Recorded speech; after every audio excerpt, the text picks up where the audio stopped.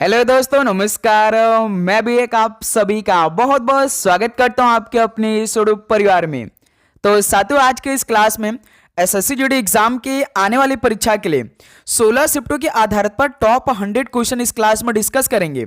तो जिनका पेपर बाकी है देख लीजिए, क्योंकि यही प्रश्न आपके पेपर में आने वाले हैं। जिस तरह से 16 शिफ्टों में जीके, हिंदी, मैथ और रीजनिंग के सवाल पूछे आ रहे हैं ना, सेम उसी तरह 100 सवाल इस क्लास में हम लोग डिस्कस करने जा रहे हैं। यदि आप सभी का एग्जाम अभी होने वाले हैं तो आप सभी को यही 100 सवाल तैयार करके जाना होगा, क्योंकि मोस्ट इंपॉर्टेंट क्वेश्चन इस क्लास में हम लोग डिस्कस करने जा रहे हैं। ओके, तो चलिए बिना टाइम वेस्ट करते हुए क्लास को स्टार्ट कर लेते हैं। और एक बात, आगे बढ़ने से पहले आप लोग अपना एग्जाम डेट हमें जरूर बता दीजिएगा, क्योंकि जिस तरह से लगातार शिफ्ट आपके खत्म हो रहे हैं तो शिफ्टों के आधारित पर आपके आने वाले शिफ्टों के लिए पूरे पेपर का सोल्यूशन करवा रहे हैं। तो इसलिए भाई आप लोग अपना एग्जाम डेट कमेंट सेक्शन में जरूर बता दीजिएगा कि आप सभी का एग्जाम इस डेट को होने वाले हैं। ओके, तो चलिए भाई इस क्लास के पहले प्रश्न को देखिए। आपके स्क्रीन पर ये रहा। निम्नलिखित में से कौन सा नृत्य में सिर पर मटके संतुलित करके किया जाने वाला नृत्य प्राय वर्षा के देवता मरियम्मन की स्तुति में किया जाता है? कौन सा नृत्य में सिर पर मटके संतुलित करके किया जाने वाला नृत्य प्राय वर्षा के देवता मरियम्मन की स्तुति में किया जाता है? तो करकट्टम में। तो पहले का बी ऑप्शन बिल्कुल राइट आंसर हो जाएंगे। नेक्स्ट अगला सॉल्व देखिएगा, क्वेश्चन नंबर सेकेंड को। गोष्ठी यानी गोत्र शब्द का प्रथम उल्लेख किस वेद में मिलता है? तो साथियों, गोष्ठी यानी गोत्र शब्द का प्रथम उल्लेख किस वेद में मिलता है? तो अथर्ववेद में मिलता है। डी ऑप्शन बिल्कुल राइट आंसर हो जाएंगे। अगला सॉल्व देखिए, क्वेश्चन नंबर थर्ड को। कनिष्क के दरबार में प्रसिद्ध शून्यता यानी निर्वात का सिद्धांत किसने प्रतिपादित किया? कनिष्क के दरबार में प्रसिद्ध शून्यता निर्वात का सिद्धांत किसने प्रतिपादित किया था? तो नागार्जुन ने किया था। बी ऑप्शन बिल्कुल राइट आंसर हो जाएंगे। नेक्स्ट अगला सॉल्व देखिए, क्वेश्चन नंबर 4 को। निम्नलिखित में से किसने कठोर एवं दमनकारी कर नीति अपनाया था? किसने कठोर एवं दमनकारी कर नीति को अपनाया था? तो धनानंद ने अपनाया था। ऑप्शन ए बिल्कुल राइट आंसर हो जाएंगे। नेक्स्ट अगला सॉल्व देखिए, क्वेश्चन नंबर 5 को। अशोक के किस शिलालेख में दुख, पश्चाताप और नई नीतियों का विस्तृत है? अशोक के किस शिलालेख में दुख, पश्चाताप और नई नीतियों का विस्तृत है? तो ध्यान रखिएगा, शिलालेख 13 में है। सी ऑप्शन बिल्कुल राइट आंसर हो जाएंगे। अगला सॉल्व देखिएगा, क्वेश्चन नंबर 6 को। केसरिया स्तूप की ऊंचाई कितने फीट की है? केसरिया स्तूप की ऊंचाई कितने फीट की है? तो 104 फीट की है। डी ऑप्शन बिल्कुल राइट आंसर हो जाएंगे।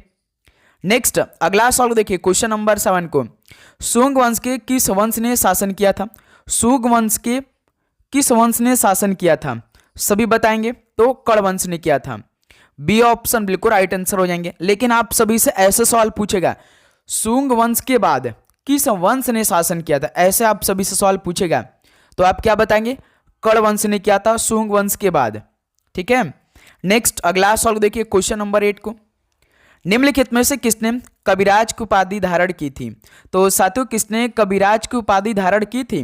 तो समुद्रगुप्त ने धारण की थी कविराज की उपाधि। डी ऑप्शन बिल्कुल राइट आंसर हो जाएंगे। अगला सवाल देखिए, क्वेश्चन नंबर 9 को। रुद्रामन के जूनागढ़ शिलालेख में किस संरचना की मरम्मत का उल्लेख है? तो साथियों, रुद्र दामन के जूनागढ़ शिलालेख में किस संरचना की मरम्मत का उल्लेख है? तो ध्यान रखिएगा, सुदर्शन झील का है। ऑप्शन है बिल्कुल राइट आंसर हो जाएंगे। ओके, अगला सवाल देखिए, क्वेश्चन नंबर 10 को। रजिया सुल्तान की किस वर्ष हत्या की गई थी? तो साथियों, जहां जहां से अभी तक एसएससी जीडी के पेपर में सवाल पूछे गए वो तो सवाल हम करेंगे ही करेंगे, लेकिन उसके विपरीत सवालों को डिस्कस करेंगे, क्योंकि 27 अप्रैल के 1 से लेकर 4 शिफ्ट में कुछ अलग सवाल थे, लेकिन अब 29 अप्रैल और आज 30 अप्रैल में कुछ अलग लेवल के सवाल पूछे जा रहे हैं। बिल्कुल आसान लेवल के प्रश्न पूछे जा रहे हैं। तो तैयार है भाई, जितने भी सवाल करा देंगे आप सभी को सभी प्रश्नों का उत्तर तैयार करना है। ठीक है। तो रजिया सुल्तान की किस वर्ष हत्या की गई थी? 1240 में। सी ऑप्शन राइट आंसर हो जाएंगे। अगला सवाल देखिए, क्वेश्चन नंबर 11 को। रक्त और तलवार की नीति का अनुसरण किसने किया था? रक्त और तलवार की नीति का अनुसरण किसने किया था? तो बलबन ने किया। ऑप्शन है बिल्कुल राइट आंसर हो जाएंगे। नेक्स्ट अगला सवाल देखिए, क्वेश्चन नंबर 12 को। निम्नलिखित में से किसने सिकंदर आजम की उपाधि किसने धारण की थी? तो साथियों, सिकंदर आजम की उपाधि किसने धारण किया था? तो अलाउद्दीन खिलजी ने धारण किया था। बी ऑप्शन बिल्कुल राइट आंसर है। अगला सवाल देखिए क्वेश्चन नंबर 13 को, नोबेल शांति पुरस्कार जीतने वाले पहले अमेरिकी कौन थे? नोबेल शांति पुरस्कार जीतने वाले पहले अमेरिकी कौन थे? तो थियोडर रूजवेल्ट थे। ऑप्शन ए बिल्कुल राइट आंसर हो जाएंगे। अगला सवाल देखिए क्वेश्चन नंबर 14 को, पहली बंगाली महिला लेखिका आशापूर्ण देवी ने किस वर्ष ज्ञानपीठ पुरस्कार जीता? पहली बंगाली महिला लेखिका आशापूर्ण देवी ने किस वर्ष में ज्ञानपीठ पुरस्कार जीता था? तो वर्ष 1976 में। बी ऑप्शन राइट आंसर हो जाएंगे। नेक्स्ट अगला सवाल देखिए क्वेश्चन नंबर 15 को, भारत का संवैधानिक मुखिया कौन है जिसे प्रधानमंत्री की अध्यक्षता में मंत्रिपरिषद सलाह देती है? तो साथियों, भारत का संवैधानिक मुखिया कौन है जिसे प्रधानमंत्री की अध्यक्षता में मंत्रिपरिषद सलाह देती है? तो वो राष्ट्रपति साहब होते हैं। सी ऑप्शन राइट आंसर है। अगला सवाल देखिए क्वेश्चन नंबर 16 को, रंजू मोनी सकैया ने वह नृत्य शैली जिसके लिए 2019 का संगीत नाटक अकादमी पुरस्कार जीता? तो बताइए, रंजू मौनी सकैया ने वह कौन सा नृत्य शैली है जिसके लिए वो 2019 का संगीत नाटक अकादमी पुरस्कार जीता था? तो सत्रिया नृत्य के लिए। सत्रिया नृत्य का संबंध किस राज्य से? असम से है। अगला सवाल देखिए क्वेश्चन नंबर 17 को, भारत के नियंत्रक और महालेखा परीक्षक यानी सीएजी का कार्यकाल क्या है? भारत के नियंत्रक और महालेखा परीक्षक सीएजी का कार्यकाल कितने साल का होता है? तो 6 साल का यानी 6 वर्ष का। तो सी ऑप्शन राइट आंसर है। अगला सवाल देखिए क्वेश्चन नंबर 18 को, 1992 में सर्वश्रेष्ठ कोरियोग्राफी का पहला राष्ट्रीय फिल्म पुरस्कार किसने जीता था?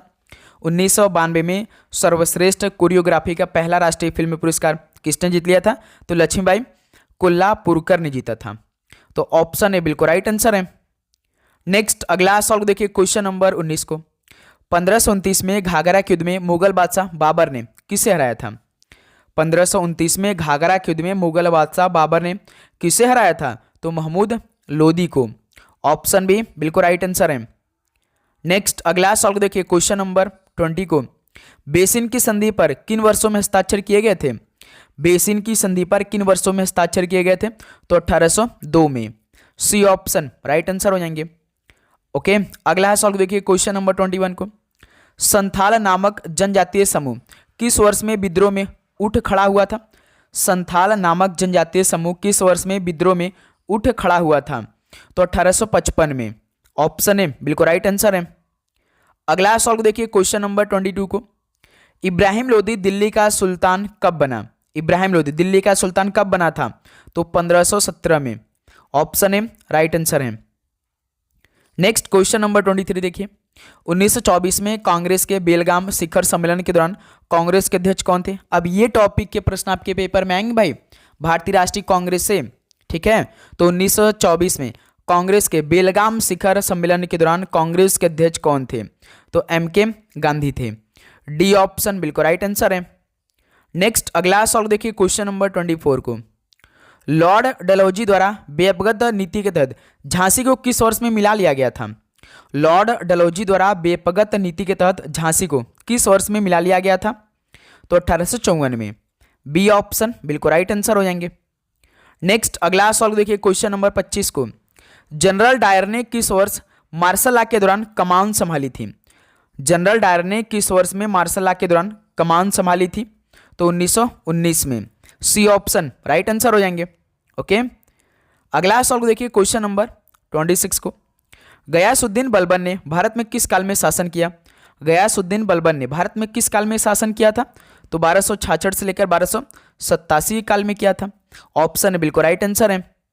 नेक्स्ट अगला सवाल देखिए क्वेश्चन नंबर 27 को, दिसंबर 1920 में कहां पर भारतीय राष्ट्रीय कांग्रेस के वार्षिक सत्र में असहयोग आंदोलन के संकट की पुष्टि की गई? तो दिसंबर 1920 में नागपुर में भारतीय राष्ट्रीय कांग्रेस के वार्षिक सत्र में असहयोग आंदोलन के संकट की पुष्टि की गई थी। तो बी ऑप्शन राइट आंसर है। अगला सवाल देखिए क्वेश्चन नंबर 28 को, भारत के किस राज्य में चेतियागिरी बिहार त्योहार मनाया जाता है? तो साथियों, भारत के किस राज्य में चेतियागिरी बिहार त्योहार मनाया जाता है? तो ये मध्य प्रदेश मनाया जाता है। सी ऑप्शन राइट आंसर हो जाएंगे। भाई हर एक टॉपिक से जितने भी मोस्ट इंपॉर्टेंट सवाल पूछे जा सकते हैं पेपर में, वो सारे प्रश्न इस क्लास में हम करेंगे। ब्रह्मोत्सवम त्यौहार ऐतिहासिक रूप से किस राज्य का मूल निवासी है? तो साथियों, जो ब्रह्मोत्सवम त्यौहार है ऐतिहासिक रूप से किस राज्य का मूल निवासी है? तो आंध्र प्रदेश का है। ऑप्शन ए बिल्कुल राइट आंसर है। नेक्स्ट अगला सवाल देखिए क्वेश्चन नंबर 30 को। पोंगल एक 4 दिवसीय लंबा फसल त्योहार है जिसे गन्ना और किस फसल की कटाई पर मनाया जाता है। पोंगल एक 4 दिवसीय लंबा फसल त्योहार है जिसे गन्ना और किस फसल की कटाई पर मनाया जाता है। तो चावल के फसल की कटाई पर मनाया जाता है, एक तो गन्ना और एक चावल की। नेक्स्ट अगला सवाल देखिए क्वेश्चन नंबर 31 को। आमंग मोंग त्योहार किस राज्य या केंद्र शासित प्रदेश से संबंधित है। आमंग मोंग त्योहार ये किस राज्य या केंद्र शासित प्रदेश से संबंधित है। तो नागालैंड राज्य का। बी ऑप्शन बिल्कुल राइट आंसर हो जाएंगे। अगला सवाल देखिए क्वेश्चन नंबर 32 को। तो साथियों आप चैनल पे नए हैं तो चैनल को सब्सक्राइब करने के बाद नोटिफिकेशन को ऑन कर लेंगे। और भाई आप एग्जाम डेट जरूर बता दीजिएगा। होली का वसंत त्यौहार मणिपुर के मेईतेई जनजाति द्वारा किस नाम से मनाया जाता है। होली का वसंत त्यौहार मणिपुर की मेईतेई जनजाति द्वारा किस नाम से मनाया जाता है। तो याओसांग के नाम से। डी ऑप्शन बिल्कुल राइट आंसर है। अगला सवाल देखिए क्वेश्चन नंबर 33 को। किस त्यौहार के साथ पारंपरिक रूप से जल्लीकट्टू का अभ्यास जुड़ा हुआ है। किस त्यौहार के साथ पारंपरिक रूप से जल्लीकट्टू का अभ्यास जुड़ा हुआ है। तो पोंगल के साथ। ऑप्शन ए बिल्कुल राइट आंसर हो जाएंगे। अगला सवाल देखिए क्वेश्चन नंबर 34 को। दौल उत्सव मुख्य रूप से किस राज्य में मनाया जाता है। दौल उत्सव मुख्य रूप से किस राज्य में मनाया जाता है। तो असम राज्य में। ऑप्शन भी बिल्कुल राइट आंसर हो जाएंगे। नेक्स्ट अगला सवाल देखिए क्वेश्चन नंबर 35 को। तिरुपति तिरुमाला ब्रह्मोत्सव कितने दिनों तक मनाया जाता है। तिरुपति तिरुमाला ब्रह्मोत्सव कितने दिनों तक मनाया जाता है। तो ये 9 दिनों तक।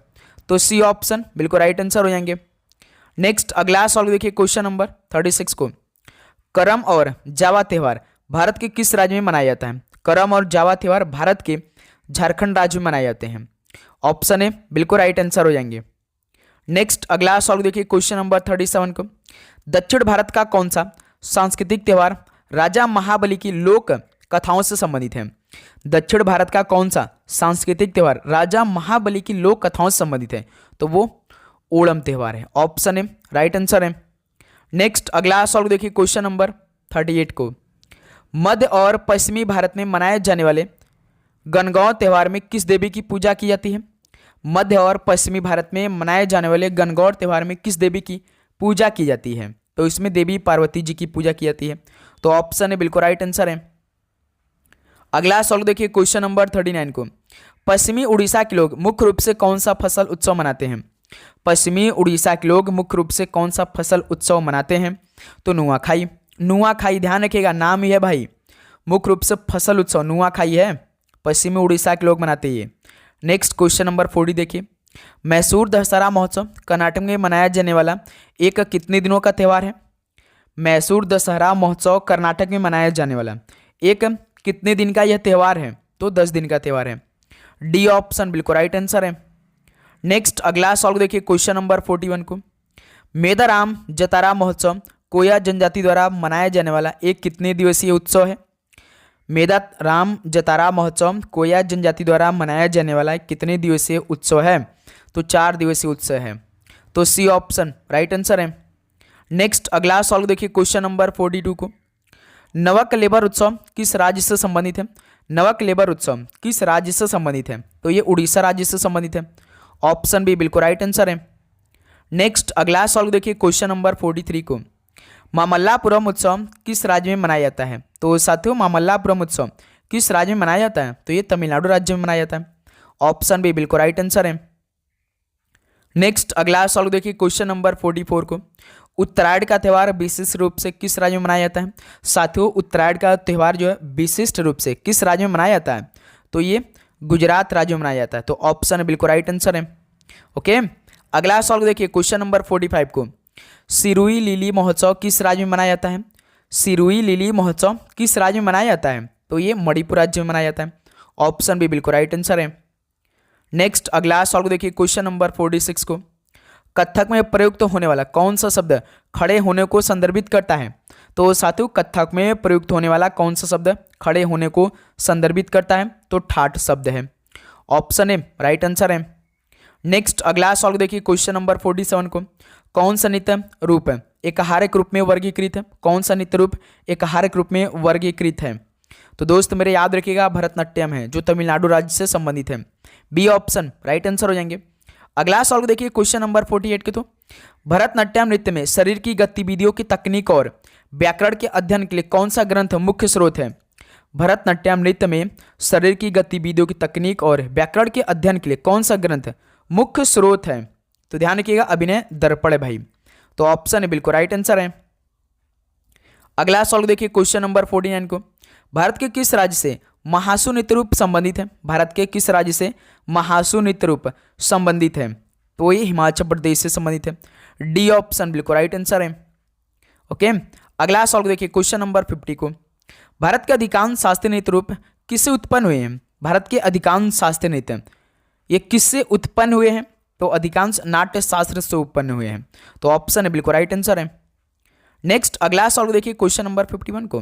कौन सा नृत्य रूप नटवरी नृत्य से जुड़ा है? तो साथियों कौन सा नृत्य रूप नटवरी नृत्य से जुड़ा हुआ है? तो कथक है। ऑप्शन है बिल्कुल राइट आंसर हो जाएंगे। नेक्स्ट अगला सॉल्व देखिए क्वेश्चन नंबर 52 को। भारतीय नृत्य के किस रूप को महिला प्रस्तुति के लिए कोमल और उपयुक्त कहा जाता है? भारतीय नृत्य के किस रूप को महिला प्रस्तुति के लिए कोमल और उपयुक्त कहा जाता है? तो ध्यान रखिएगा लास्ट को, डी ऑप्शन बिल्कुल राइट आंसर है। अगला सॉल्व देखिए क्वेश्चन नंबर 53 को। सुग्गी किस राज्य का प्रसिद्ध लोक नृत्य है? सुग्गी किस राज्य का प्रसिद्ध लोक नृत्य है? तो ध्यान रखिए कर्नाटक राज्य का है। ऑप्शन भी बिल्कुल राइट आंसर है। नेक्स्ट अगला सॉल्व देखिए क्वेश्चन नंबर 54 को। ब्रीता किस राज्य का प्रसिद्ध लोक नृत्य है? ब्रीता किस राज्य का प्रसिद्ध लोक नृत्य है? तो ये पश्चिम बंगाल का। डी ऑप्शन राइट आंसर है। नेक्स्ट अगला सॉल्व देखिए क्वेश्चन नंबर 55 को। गोम्फ नृत्य किस राज्य का प्रसिद्ध लोक नृत्य है? गोम्फ नृत्य किस राज्य का प्रसिद्ध लोक नृत्य है? तो ये गोवा राज्य का। ऑप्शन भी बिल्कुल राइट आंसर हो जाएंगे। नेक्स्ट अगला सॉल्व देखिए क्वेश्चन नंबर 56 को। कौन से लोक नृत्य में एक हाथ में तलवार और दूसरे हाथ में ढाल लेकर किया जाता है? तो साथियों कौन सा लोक नृत्य में एक हाथ में तलवार और दूसरे हाथ में ढाल लेकर किया जाता है? यानी ढोल भाई। तो छोलिया नृत्य में, ठीक है। तो ऑप्शन है बिल्कुल राइट आंसर हो जाएंगे। नेक्स्ट अगला सॉल्व देखिए क्वेश्चन नंबर 57 को। नृत्य के किस शैली में नृत्यक को नृत्य के दौरान सिर पर रखे मटकों का संतुलन बनाए रखना होता है? नृत्य की किस शैली में नृत्यक को नृत्य के दौरान सिर पर रखे मटकों का संतुलन बनाए रखना होता है? तो भवाई में। ऑप्शन है बिल्कुल राइट आंसर हो जाएंगे। अगला सॉल्व देखिए क्वेश्चन नंबर 58 को। प्रसिद्ध नीला पट्टू पक्षी अभयारण्य किस राज्य में स्थित है? प्रसिद्ध नीला पट्टू पक्षी अभयारण्य ये किस राज्य में स्थित है? तो ये आंध्र प्रदेश में स्थित है। सी ऑप्शन राइट आंसर है। अगला सॉल्व देखिए 59 को। किस राष्ट्रीय उद्यान को हेली राष्ट्रीय उद्यान के नाम से भी जाना जाता है? साथियों किस राष्ट्रीय उद्यान को हेली राष्ट्रीय उद्यान के नाम से जानते हैं? तो जिम कॉर्बेट राष्ट्रीय उद्यान को। तो ऑप्शन है बिल्कुल राइट आंसर हो जाएंगे। नेक्स्ट अगला सॉल्व देखिए क्वेश्चन नंबर 60 को। ब्रह्मगिरी वन्यजीव अभयारण्य किस राज्य में स्थित है? साथियों ब्रह्मगिरी वन्यजीव अभयारण्य किस राज्य में स्थित है? तो ध्यान रखिएगा कर्नाटक राज्य में स्थित है। ऑप्शन भी बिल्कुल राइट आंसर हो जाएंगे। अगला सॉल्व देखिए 61 को। चमेरा बांध किस नदी बनाया गया है? चमेरा बांध किस नदी बनाया गया है? तो रावी नदी पर। सी ऑप्शन राइट आंसर हो जाएंगे। अगला सॉल्व देखिए क्वेश्चन नंबर 62 को। तिलैया बांध भारत के किस राज्य में स्थित है? तिलैया बांध भारत के किस राज्य में है? तो ये झारखंड राज्य में स्थित है। डी ऑप्शन राइट आंसर है। अगला सॉल्व देखिए 63 को। डोडा बेटा किस पर्वत श्रृंखला की सबसे ऊंची चोटी है? डोडा बेटा किस पर्वत श्रृंखला की सबसे ऊंची चोटी है? तो नीलगिरी की। सी ऑप्शन राइट आंसर हो जाएंगे। नेक्स्ट अगला सॉल्व देखिए क्वेश्चन नंबर 64 को। अरावली पहाड़ियों की सबसे ऊंची चोटी की ऊंचाई कितनी है? अरावली पहाड़ियों की सबसे ऊंची चोटी की ऊंचाई कितनी यानी कितने मीटर की है? तो 1722 मीटर की है। बी ऑप्शन राइट आंसर है। नेक्स्ट क्वेश्चन नंबर 65 देखिए। अचलगढ़ किस राज्य की तीसरी सबसे ऊंची पहाड़ी है? अचलगढ़ किस राज्य की तीसरी सबसे ऊंची पहाड़ी है? तो मेरे दोस्त ये राजस्थान की तीसरी सबसे ऊंची पहाड़ी है। तो सी ऑप्शन राइट आंसर है। नेक्स्ट क्वेश्चन नंबर 66 देखिए। कौन सी झील हैदराबाद और सिकंदराबाद के जुड़वा शहरों को जोड़ती है? तो कौन सी झील हैदराबाद और सिकंदराबाद के जुड़वा शहरों को जोड़ती है? तो भाई हुसैन सागर है। ऑप्शन है बिल्कुल राइट आंसर हो जाएंगे। नेक्स्ट अगला सॉल्व देखिए क्वेश्चन नंबर 67 को। भारत की सबसे बड़ी खारे पानी की झील कहाँ स्थित है? भारत की सबसे बड़ी खारे पानी की झील कहाँ पर स्थित है? तो महानदी डेल्टा में। बी ऑप्शन बिल्कुल राइट आंसर हो जाएंगे।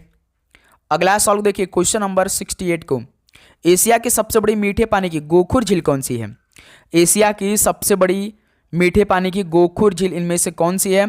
तो याद रखिए कंवर झील है। ऑप्शन बिल्कुल राइट आंसर हो जाएंगे। नेक्स्ट अगला सॉल्व देखिए क्वेश्चन नंबर 69 को। केरल के सबसे बड़े जलप्रपात का क्या नाम है? केरल के सबसे बड़े जलप्रपात का क्या नाम है? तो अथिरापल्ली फॉल्स है। बी ऑप्शन राइट आंसर हो जाएंगे। नेक्स्ट अगला सॉल्व देखिए क्वेश्चन नंबर 70 को। फिरोजपुर किस नदी के तट पर स्थित है? आज एक सवाल पूछा था भाई कि ये शहर किस नदी के तट पर स्थित है, तो बताइए फिरोजपुर किस नदी के तट पर स्थित है? तो सतलुज नदी के तट पर स्थित है। ऑप्शन ए राइट आंसर हो जाएंगे। अगला सॉल्व देखिए 71 को। 1840 में परमहंस मंडली की स्थापना कहाँ हुई थी? 1840 में परमहंस मंडली की स्थापना हुई थी, लेकिन ये कहाँ पर हुई थी? तो बम्बई शहर में। ऑप्शन बी बिल्कुल राइट आंसर हो जाएंगे। नेक्स्ट अगला सॉल्व देखिए क्वेश्चन नंबर 72 को। भारतीय बीमा नियामक एवं विकास प्राधिकरण की स्थापना किस वर्ष की गई थी? भारतीय बीमा नियामक एवं विकास प्राधिकरण की स्थापना किस वर्ष की गई थी? तो 1999 में। ऑप्शन से बिल्कुल राइट आंसर हो जाएंगे। नेक्स्ट क्वेश्चन नंबर 73 देखिए। राष्ट्रीय महिला आयोग की स्थापना जनवरी किस वर्ष में वैधानिक निकाय के रूप में की गई थी? राष्ट्रीय महिला आयोग की स्थापना जनवरी किस वर्ष में वैधानिक निकाय के रूप में की गई थी? तो जनवरी 1992 में की गई थी। तो सी ऑप्शन राइट आंसर हो जाएंगे। नेक्स्ट अगला सॉल्व देखिए क्वेश्चन नंबर 74 को। अखिल भारतीय शतरंज संघ का मुख्यालय किस शहर में स्थित है? अखिल भारतीय शतरंज संघ का मुख्यालय किस शहर में स्थित है? तो चेन्नई शहर में स्थित है। ऑप्शन से बिल्कुल राइट आंसर हो जाएंगे। नेक्स्ट अगला सॉल्व देखिए क्वेश्चन नंबर 75 को। खातों में कोई न्यूनतम शेष राशि बनाए रखने की कोई आवश्यकता नहीं है। ये किस योजना का नियम है भाई कि खातों में कोई न्यूनतम शेष राशि बनाए रखने की कोई आवश्यकता नहीं है? तो आप जानते हैं भाई ये प्रधानमंत्री जनधन योजना में है। ऑप्शन है बिल्कुल राइट आंसर हो जाएंगे। अगला सवाल को देखिए क्वेश्चन नंबर 76 को। भारत में एकीकृत बाल विकास योजना यानी ICDS किस वर्ष शुरू की गई थी? भारत में एकीकृत बाल विकास योजना किस वर्ष शुरू की गई थी? तो दोस्त मेरे 1975 में शुरू की गई। सी ऑप्शन राइट आंसर हो जाएंगे। अगला सवाल देखिए क्वेश्चन नंबर 77 को। स्वरोजगार की सुविधा के लिए कितने लाख रुपए तक संपार्श्विक मुक्त ऋण प्रदान करने के लिए भारत सरकार द्वारा 2015 में प्रधानमंत्री मुद्रा योजना लागू की गई थी? स्वरोजगार की सुविधा के लिए 10 लाख रुपए तक की भाई संपार्श्विक मुक्त ऋण प्रदान करने के लिए भारत सरकार द्वारा 2015 में प्रधानमंत्री मुद्रा योजना लागू की गई थी। तो बी ऑप्शन बिल्कुल राइट आंसर हो जाएंगे। नेक्स्ट अगला सवाल देखिए क्वेश्चन नंबर 78 को। प्रधानमंत्री मातृ वंदना योजना की शुरुआत कब की गई थी? प्रधानमंत्री मातृ वंदना योजना की शुरुआत कब की गई थी? तो 1 जनवरी 2017 को। ऑप्शन ए बिल्कुल राइट आंसर हो जाएंगे। साथियों आप चैनल पे नए हैं तो जरूर सब्सक्राइब करिएगा भाई, क्योंकि ये क्लास आपके पूरे एग्जाम तक चलने वाली है। एग्जाम डेट आप जरूर बताते चलिएगा। दीनदयाल उपाध्याय ग्रामीण कौशल योजना किस वर्ष शुरू की गई थी? दीनदयाल उपाध्याय ग्रामीण कौशल योजना किस वर्ष शुरू की गई थी? तो दोस्त मेरे ध्यान रखिएगा आप लोग 2014 में। सी ऑप्शन राइट आंसर हो जाएंगे। अगला सवाल देखिए क्वेश्चन नंबर 80 को। किस बंदरगाह को डायमंड हार्बर के नाम से भी जाना जाता है? किस बंदरगाह को डायमंड हार्बर के नाम से भी जाना जाता है? तो कोलकाता बंदरगाह को। ऑप्शन भी बिल्कुल राइट आंसर हो जाएंगे। अगला सवाल देखिए क्वेश्चन नंबर 81 को। दीनदयाल बंदरगाह गुजरात के कांडला में स्थित एक कैसा बंदरगाह है? दीनदयाल बंदरगाह गुजरात के कांडला में स्थित एक यह टाइडल बंदरगाह है। तो ऑप्शन है बिल्कुल राइट आंसर है। नेक्स्ट क्वेश्चन नंबर 82 देखिए। पूर्वी तट का सबसे पुराना कृत्रिम बंदरगाह कौन सा है? पूर्वी तट का सबसे पुराना कृत्रिम बंदरगाह इनमें से कौन सा है? तो चेन्नई बंदरगाह है। तो ऑप्शन है बिल्कुल राइट आंसर हो जाएंगे। ओके। नेक्स्ट क्वेश्चन नंबर 83 देखिए। कौन सा बंदरगाह स्थल से घिरा हुआ है और सबसे सुरक्षित बंदरगाह है? कौन सा बंदरगाह स्थल से घिरा हुआ है और सबसे सुरक्षित बंदरगाह है? तो विशाखापट्टनम है। तो ऑप्शन है बिल्कुल राइट आंसर हो जाएंगे। नेक्स्ट अगला सवाल देखिए 84 नंबर को। तो निम्नलिखित में से कौन सा बंदरगाह हिंद महासागर में स्थित नहीं है? तो कौन सा बंदरगाह हिंद महासागर में स्थित नहीं है? तो देखिए जकार्ता भाई ये हिंद महासागर में बंदरगाह स्थित है, मेलबर्न भी है, चेन्नई, लेकिन मनीला ये बंदरगाह हिंद महासागर में स्थित नहीं है। तो ऑप्शन बिल्कुल राइट आंसर हो जाएंगे। नेक्स्ट 85 देखिए। लाल नदी और नीली पहाड़ियों की भूमि के नाम से किसे जाना जाता है, यानी किस राज्य को जाना जाता है लाल नदी और नीली पहाड़ियों की भूमि के नाम से? तो असम राज्य को। सी ऑप्शन बिल्कुल राइट आंसर हो जाएंगे। नेक्स्ट अगला सवाल देखिए क्वेश्चन नंबर 86 को।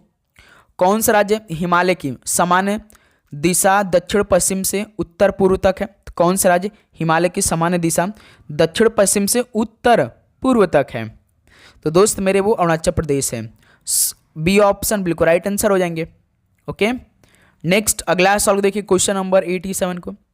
भारत में साइरस रिएक्टर की स्थापना किस स्थान पर की गई है? भारत में साइरस रिएक्टर की स्थापना किस स्थान पर की गई है? तो दोस्त मेरे ट्रॉम्बे बम्बई में यानी मुंबई में की गई। सी ऑप्शन राइट आंसर हो जाएंगे। नेक्स्ट अगला सवाल को देखिए 88 को। भारत का सबसे नया नाभिकीय ऊर्जा संयंत्र कौन सा है? साथियों, भारत का सबसे नया नाभिकीय संयंत्र ऊर्जा संयंत्र कौन सा है? सभी बताएंगे तो कुडनकुलम है। सी ऑप्शन राइट आंसर हो जाएंगे। 89 को देखिए, काकरापार परमाणु ऊर्जा स्टेशन किस राज्य में स्थित है? काकरापार परमाणु ऊर्जा स्टेशन किस राज्य में स्थित है? तो ये गुजरात राज्य में स्थित है। ऑप्शन भी बिल्कुल राइट आंसर हो जाएंगे। नेक्स्ट अगला सवाल देखिए, क्वेश्चन नंबर 90 को। बैडमिंटन में अंतर्राष्ट्रीय पुरुष टीम चैंपियनशिप थॉमस कप का पहला संस्करण किस वर्ष आयोजित किया गया था? बैडमिंटन में अंतर्राष्ट्रीय पुरुष टीम चैंपियनशिप थॉमस कप का पहला संस्करण किस वर्ष आयोजित किया गया था? तो 1949 में। सी ऑप्शन राइट आंसर हो जाएंगे। अगला सवाल देखिए 91 को। पहला खेलो इंडिया विंटर गेम्स किस वर्ष आयोजित किया गया था? पहला खेलो इंडिया विंटर गेम्स किस वर्ष आयोजित किया गया था? तो 2020 में आयोजित किया गया। सी ऑप्शन राइट आंसर हो जाएंगे। अगला सवाल देखिए, क्वेश्चन नंबर 92 को। 1900 में भारत ने ओलंपिक खेलों में भाग लिया जो कि कहाँ पर आयोजित किया गया था? 1900 में भारत ने ओलंपिक खेलों में भाग लिया जो कि कहाँ पर आयोजित किया गया था? तो ये पेरिस में किया गया था। डी ऑप्शन राइट आंसर हो जाएंगे। ओके, अगला सवाल देखिए 93 को। पहली बार खेलो इंडिया यूनिवर्सिटी गेम्स किस राज्य में आयोजित किए गए थे? सवाल आ रहे हैं ना भाई इस तरह के पेपर में। पहली बार खेलो इंडिया यूनिवर्सिटी गेम्स किस राज्य में आयोजित किए गए थे? तो उड़ीसा राज्य में। सी ऑप्शन राइट आंसर हो जाएंगे। चलिए भाई क्वेश्चन नंबर 94 देखिए। भारतीय संविधान का कौन सा अनुच्छेद यह उल्लेख करता है कि राष्ट्रपति पुनः चुनाव के लिए पात्र हैं? तो भारतीय संविधान का कौन सा अनुच्छेद यह उल्लेख करता है कि राष्ट्रपति पुनः चुनाव के लिए पात्र होंगे? तो दोस्त मेरे अनुच्छेद 57 में। बी ऑप्शन बिल्कुल राइट आंसर हो जाएंगे। नेक्स्ट अगला सवाल को देखिए, क्वेश्चन नंबर 95 को। कौन सा अनुच्छेद संघ की कार्यकारी शक्ति के बारे में बताता है? कौन सा अनुच्छेद संघ की कार्यकारी शक्ति के बारे में बताता है? तो दोस्त मेरे अनुच्छेद 53 में। सी ऑप्शन राइट आंसर हो जाएंगे। अगला सवाल देखिए, क्वेश्चन नंबर 96 को। संसद के समक्ष वार्षिक वित्तीय विवरण प्रस्तुत करने की संवैधानिक आवश्यकता भारत के संविधान के किस अनुच्छेद में दी गई है? संसद के समक्ष वार्षिक वित्तीय विवरण प्रस्तुत करने की संवैधानिक आवश्यकता भारत के संविधान के किस अनुच्छेद में दी गई है? तो दोस्त मेरे अनुच्छेद 112 में दी गई है। तो ऑप्शन बिल्कुल राइट आंसर हो जाएंगे। अगला सवाल देखिए 97 को। भारतीय संविधान के किस अनुच्छेद में सर्वोच्च न्यायालय के अधिकार क्षेत्र के विस्तार का उल्लेख है? भारतीय संविधान के किस अनुच्छेद में सर्वोच्च न्यायालय के अधिकार क्षेत्र के विस्तार का उल्लेख है? तो अनुच्छेद 138 में है। सी ऑप्शन राइट आंसर हो जाएंगे। अगला सवाल देखिए, क्वेश्चन नंबर 98 को। राज्य के राज्यपाल के पास भारत के संविधान किस अनुच्छेद के तहत क्षमादान शक्ति है? राज्य के राज्यपाल के पास भारत के संविधान की किस अनुच्छेद के तहत क्षमादान शक्ति है? तो अनुच्छेद 161 के तहत। ऑप्शन है बिल्कुल राइट आंसर हो जाएंगे। नेक्स्ट अगला सवाल देखिए, क्वेश्चन नंबर 99 को। कौन सा अनुच्छेद संसद के सदस्यों के विशेषाधिकारों से संबंधित है? कौन सा अनुच्छेद संसद के सदस्यों के विशेषाधिकारों से संबंधित है? तो दोस्त मेरे अनुच्छेद 105 है। सी ऑप्शन राइट आंसर है। चलिए भाई लास्ट 100वां सवाल आज की इस क्लास का देख लीजिए। भारतीय संविधान के कौन सा अनुच्छेद उच्च न्यायालय की रीट से संबंधित है?